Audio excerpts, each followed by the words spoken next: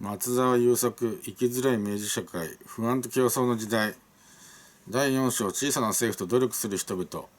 通俗道徳。ここで通俗道徳という歴史学の用語を紹介しておきたいと思います。人が貧困に陥るのはその人の努力が足りないからだという考え方のことを日本の歴史学会では通俗道徳と呼んでいます。この通俗道徳が近代日本の人々にとって重大な意味を持っていたという指摘を行ったのは、2016年に亡くなった安丸義夫さんという歴史学者です。安丸さんは勤勉に働くこと、倹約をすること、親孝行をすることといったごく普通に人々が良い行いとして考える行為に注目します。これといった深い科学的根拠に支えられるまでもなく、それらは良いことだと考えられています。だからそれは通俗道徳と呼ばれます。それは確かに良い行為であると私たちも普通に考えるだろうと思います。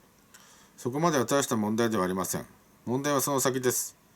勤勉に働けば豊かになる。倹約をして貯蓄をしておけばいざという時に困ることはない。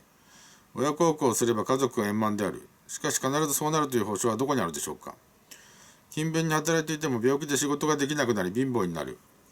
いくら倹約をしても貯蓄をするほどの収入がない。そういう場合はいくらでもあります。実際のところ個人の人生には偶然はつきものです。つきものだからです。ところが人々が通俗道徳を信じきっているところでは、ある人が直面する問題は全て当人のせいにされます。ある人が貧乏であるとすれば、それはあの人が頑張って働かなかったからだ。ちゃんと倹約して貯蓄しておかなかったからだ。当人が悪いとなるわけです。安丸さんはこうした通俗道徳の考え方が広まったのは江戸時代の後半であると言っています。江戸時代の後半に市場経済が広がり、人々の生活が不安定になった時に、自分で自分を律するための基準としてこうした思想が広まったというのです。通俗道徳をみんなが信じることによって全てが当人の努力の問題にされてしまいます。その結果、努力したのに貧困に陥ってしまう人たちに対して人々は冷たい視線を向けるようになります。そればかりではありません。道徳的に正しい行いをしていれば必ず成功するとみんなが信じているならば、反対に失敗した人は努力をしなかった人であるということになります。経済的な敗者は道徳的な敗者にもなってしまい、ダメ人間であるという烙印を押されます。さらには自分自身で自分はやっぱりダメ人間だったんだなと思い込むことにもなります。これは支配者にとっては都合の良い思想です。人々が自分たちから自分が直面している困難を他人のせい、支配者のせいにしないで自分の責任としてかぶってくれる思想だからです。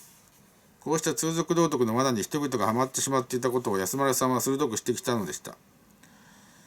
江戸時代から明治時代へ。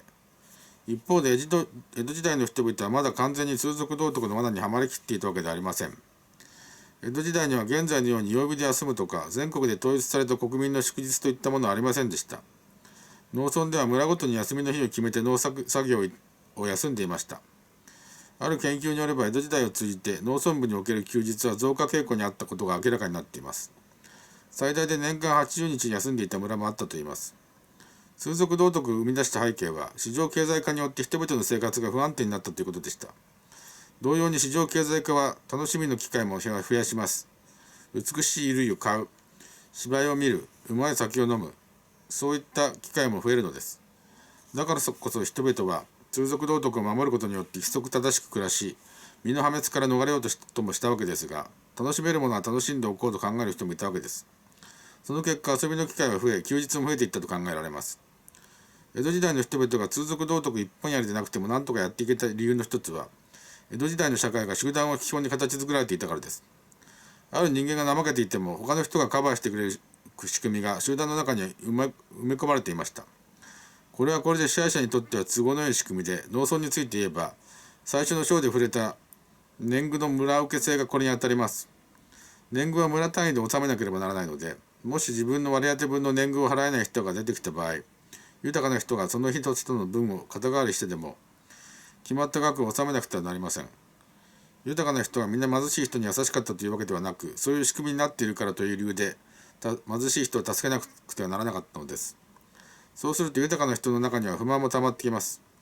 自分は努力して財産を築いたのに怠けているやつを助けてやらなくてはならないのはなぜかというわけです。明治時代のごく初期、まだ村受け制が残っていた1869年のある書類の中には、豊かな人が貧しい人を助けているのは同情したりしているわけではなく、ただ休眠の徒党を恐れ上の仰せゆえ致し方なし。つまり貧しい人たちが集団で圧力をかけてくるのと、支配者がやるというのとで仕方なくやっているのだということが書かれています。人々が通俗道徳一本やりで完全に罠にはまりきってしまうのは明治時代に入ってからです。第一章で見たように地租改正によって村受け制は廃止され、人々を無理やり助け合わせる仕組みは消滅しました。いやいやながら豊かな人が貧しい人を助ける必要はもうなくなったのです。そうして政府はといえばこれまで述べてきたように金がありません。何らかの理由で貧困に陥った人を助けるのに割く予算がないのです。こうして人々が貧困から逃れるためには通俗道徳に従って必死で働くことが唯一の選択肢となりました。繰り返しますが、通俗道徳を守って生きていれば必ず成功するわけではありません。しかしこのように助け合いの仕組みも政府の援助も期待できない社会では、成功した人は大抵が通俗道徳の実践者です。